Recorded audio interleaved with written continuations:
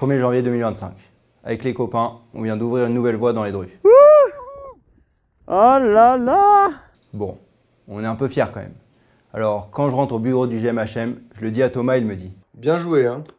Mais tu peux prendre mon marteau, s'il te plaît? Bon, je lui rends son marteau et j'en parle à Léo. Super, trop bien, génial.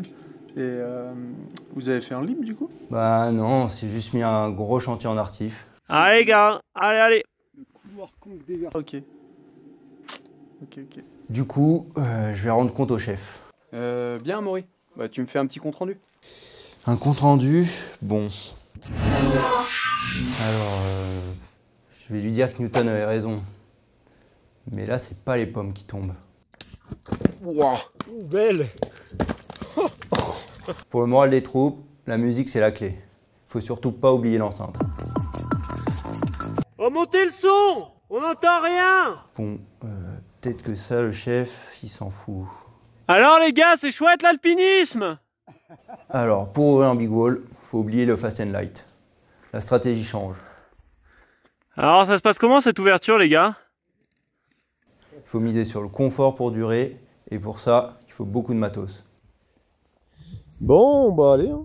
Il faut des ledges pour bien dormir. Palace! Ah ouais, palace, hein. Putain, la chance. Il y a une place là. Il y a tellement de place. On est plus douillé que les anciens, donc tu peux oublier d'être léger. Le mec se défonce à la tâche. Elles arrivent ces patates ou quoi? Il faut une vraie stat, pas un bout de ficellou. Pour pouvoir hisser des sacs lourds, fixer et remonter dessus. Pour remonter sur corde, ce que tu vas être amené à faire pas mal de fois, tu choisis la technique la moins fatigante, mais donc celle qui demande le plus de matériel spécifique. Et donc encore du poids supplémentaire. Vu que tu sais pas exactement sur quoi tu vas tomber comme passage, il faut prévoir du matos pour des minuscules fissures, pour des très grosses fissures et des pas de fissures du tout. Et comme tu peux tomber sur une longueur où il n'y a qu'une grosse fissure, bah là, tu es content d'avoir tes 15 gros friends. Bon, tout ça, ça fait que tu es très lourd. Donc tu vas pas aller vite. Donc il faut prévoir beaucoup de jours, donc beaucoup de nourriture. Donc tu es encore plus lourd. Donc tu vas aller encore moins vite. Au relais, avec la petite trouvaille du jour, cette sellette en corde de hissage. Hyper bien.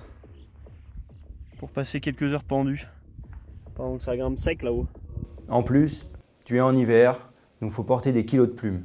Doudoune, pantalon doudoune, duvet, gants. Parce qu'il était dans la patate. D'un autre côté, là où tu es gagnant en hiver, c'est que tu n'as pas besoin de porter d'eau. L'eau, il y en a sur les vires avec la neige. Et avec une petite bouteille de gaz de 500 grammes, tu la transformes en une dizaine de litres d'eau. Finalement, entre porter des plumes ou porter de l'eau, c'est vite choisi. Il faut grimper en hiver. Et vous avez fait un lib du coup?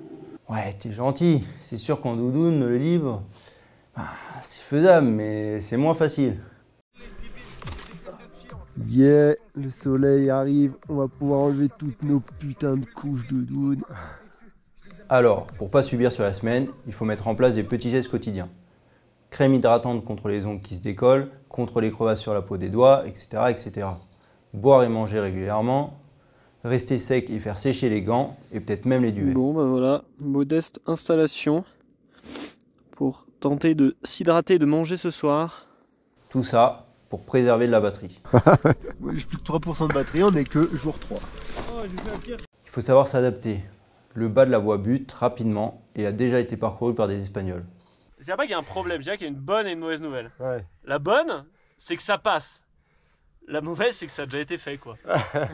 Mais ça vaut le coup de persévérer, modifier les plans, contourner. Là on y est. Parce qu'en haut, on rejoint notre ligne initiale. Elle fonctionne. C'est dément. Allez Amaury dément. Putain, comme c'est classe. Mec, regarde là-haut! Et surtout, faut pas oublier de regarder la vue et de profiter du moment. Oh mais c'est trop beau.